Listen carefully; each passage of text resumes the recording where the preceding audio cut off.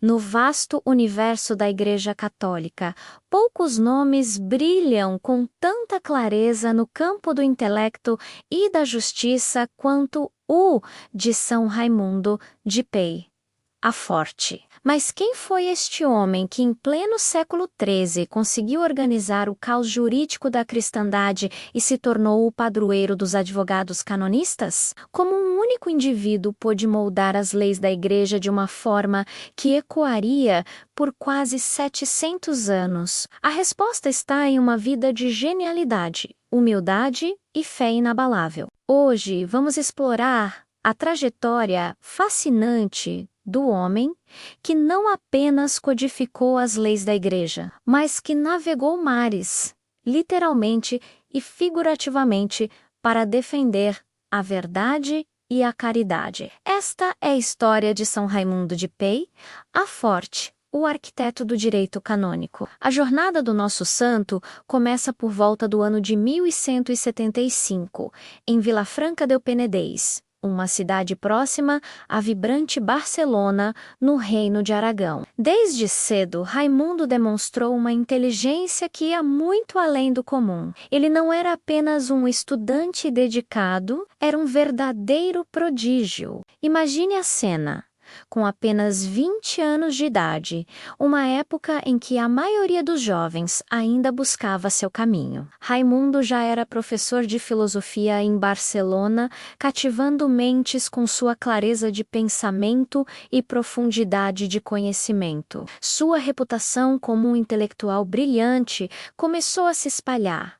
Mas seu coração e sua mente ansiavam por mais. Ele sabia que para alcançar a excelência em sua verdadeira paixão, o direito, ele precisava ir ao centro do mundo jurídico da época. Esse lugar era Bolonha, na Itália. No século XIII, a Universidade de Bolonha não era apenas uma instituição de ensino, era o epicentro do renascimento do direito romano e o berço do direito canônico como ciência. Para partiu Raimundo, mergulhando de cabeça nos estudos. Ele não se contentou em apenas aprender.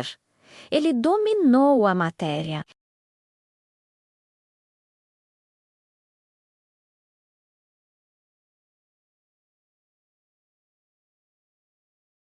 Sua fama como jurista tornou-se tão grande que ultrapassou os Alpes e chegou aos ouvidos do próprio Papa em Roma. O brilhantismo daquele jurista catalão não passaria mais despercebido.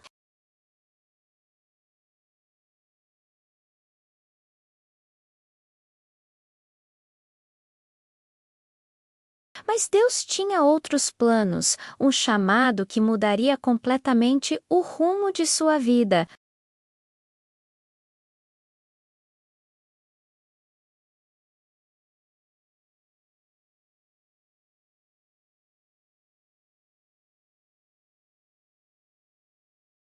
E 22, ele tomou uma decisão que chocou muitos de seus contemporâneos.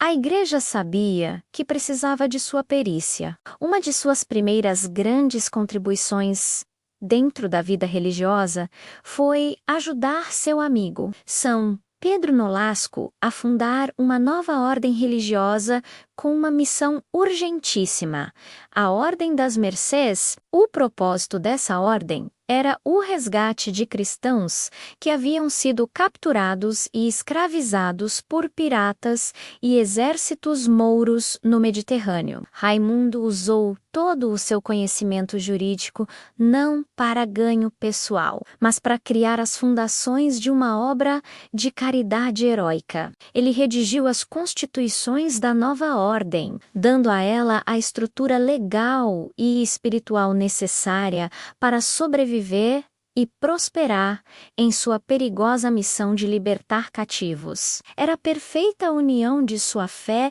e de seu intelecto, colocando a lei a serviço da misericórdia. Mas sua maior obra, a tarefa que definiria seu legado para sempre, ainda estava por vir. Imagine a situação das leis da Igreja no início do século XIII. Era um verdadeiro labirinto. Ao longo de mais de 1000 anos, papas, concílios e bispos haviam emitido decretos, decisões e regras. Esses documentos estavam espalhados por milhares de manuscritos.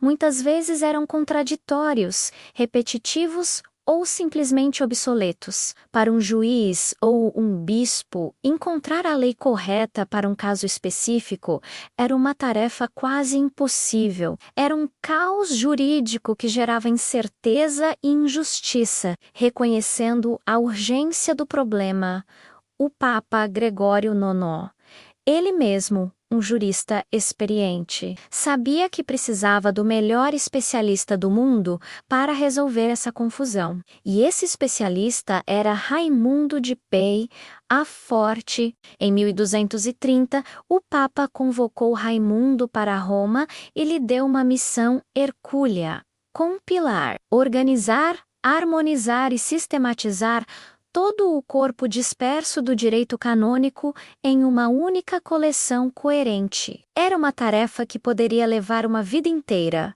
mas Raimundo, com sua mente genial e disciplina monástica, mergulhou no trabalho. Durante 4 anos, ele analisou uma quantidade monumental de textos. Com precisão cirúrgica, ele eliminou o que era supérfluo, resolveu contradições que persistiam por séculos e organizou tudo em uma estrutura lógica e acessível, dividida em 5 livros sobre juízes, julgamentos, clérigos, casamento e crimes. O resultado foi uma obra-prima, as Decretais de Gregório IX, também conhecidas na história como o Liber Extra. Extra porque compilava tudo o que estava fora da coleção anterior.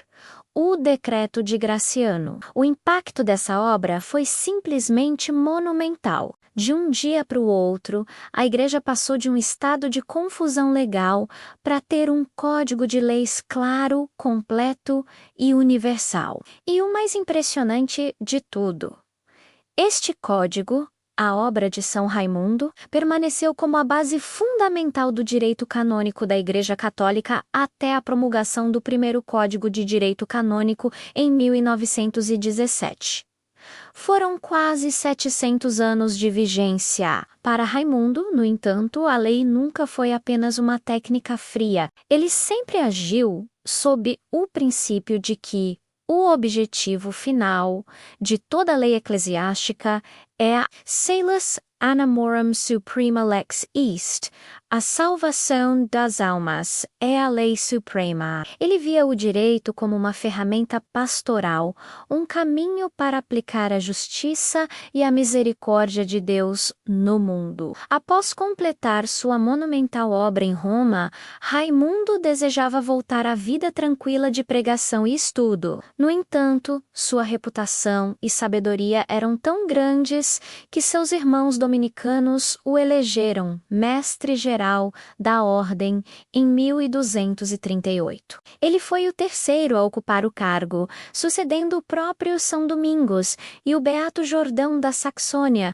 Mesmo como líder, sua abordagem foi a de um jurista humilde. Sua principal contribuição foi revisar e aperfeiçoar as constituições da ordem dominicana, dando-lhes a forma clara e precisa que as guiaria por séculos. Mas a história de São Raimundo também é marcada por um dos milagres mais espetaculares da geografia cristã. O episódio ocorreu na ilha de Maiorca. Raimundo estava lá acompanhando o rei Tiago I de Aragão. No entanto, O comportamento imoral do rei na ilha se tornou um escândalo e Raimundo, como seu confessor, o repreendeu severamente, dizendo que partiria se o rei não mudasse de vida. Furioso, o rei proibiu qualquer navio de transportar o frade para fora de Maiorca. Preso na ilha e sem meios de transporte, Raimundo não se desesperou. Ele caminhou até a beira do mar, olhou para o céu e, com uma fé inabalável, estendeu seu manto sobre as águas. Usando seu próprio báculo como mastro, ele subiu em seu manto como se fosse um pequeno barco, impulsionado por uma brisa divina. El navegou a 160 milhas que separavam Maiorca de Barcelona em apenas 6 horas, chegando ao seu convento para o espanto de seus irmãos. Este milagre, retratado em inúmeras pinturas barrocas, tornou-se o símbolo de sua confiança absoluta em Deus, mostrando que para a fé não há barreiras que o poder humano possa impor. Mesmo depois de ter sido o jurista mais importante da Europa e o líder de uma das maiores ordens religiosas, a humildade de Raimundo permaneceu intacta. Após apenas 2 anos como mestre-geral, ele renunciou ao cargo, algo inédito na época, alegando idade avançada e o desejo de retornar a uma vida mais simples de oração e trabalho pastoral. Ele passou as últimas décadas de sua longa vida em Barcelona, mas ele não ficou inativo, dedicou-se com paixão à conversão de mouros e judeus. Não pela força, mas através do diálogo inteligente e do estudo. Foi ele quem percebeu a necessidade de uma obra intelectual robusta para dialogar com neocristãos e incentivou um jovem frade dominicano a escrevê-la. Esse jovem frade era ninguém menos que São Tomás de Aquino, e a obra era Summa contra os Gentios. São Raimundo de Pei, a Forte viveu uma vida extraordinariamente longa e fecunda. Ele faleceu pacificamente no dia 6 de janeiro de 1275, com cerca de 100 anos de idade. Sua vida foi um testemunho de como a mais alta inteligência pode ser colocada a serviço da mais profunda humildade e caridade. Quase 330 anos depois, em 1601, a Igreja reconheceu oficialmente sua santidade quando o Papa Clemente VIII o canonizou, apresentando-o ao mundo como um modelo de sabedoria e virtude. Ao olharmos para a vida de São Raimundo, vemos a prova de que a inteligência jurídica e a santidade não são opostas, mas podem caminhar juntas de forma harmoniosa. Ele nos ensina que a lei, quando guiada pela caridade, não é uma estrutura fria e restritiva, mas uma forma poderosa de aplicar o amor e a justiça de Cristo no mundo institucional e na vida das pessoas. Sua obra organizou a Igreja, sua fé moveu mantos sobre o mar, e sua humildade inspirou gigantes como Tomás de Aquino, que o exemplo de São Raimundo de Pei.